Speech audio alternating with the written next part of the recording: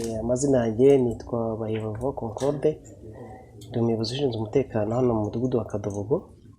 Tukaba turi kumwe n'abafatanyabikorwa b'umuryango IOF ukomoka muri Korea y'Amajyepfo. Akaba ari umuryango wita cyane ku bikorwa bigendanye no gufasha abantu guhindura imyumvire ndetse n'isuku. Tukaba rero twabahaye ikaze mu mudugudu wacu kugira ngo baze gufasha abana bacu ndetse n'ababyeyi kwita ku isuku by'umwihariko, ndetse n'ikigo cy'ishuri gihari kigiye kuhatangira. Twabahaye ikaze rero kandi twifuza ko ibikorwa byabo byakorwa kuko twabonye bafite mu nshingano zabo gufasha abantu no guhindura imyumvire cyane. Murakoze.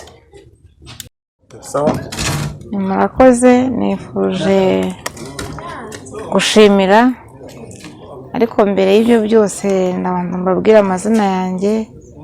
Nitwa Nyihabimana Godace, nkaba ndi umuturage utuye muri Kadobogo, Akagari ka Kagugu. Rero bishimiye umuryango wa IOF waje kudufasha mu gikorwa cy'urukundo, kubaka, bafasha abana, batanze ibikoresho by'isuku, amasabune, amavuta, sanitayize, badufashije kubaka ubwiherero ahangaha ku gikorwa, ahantu dufite igikorwa cy'ishuri hano muri Kagugu.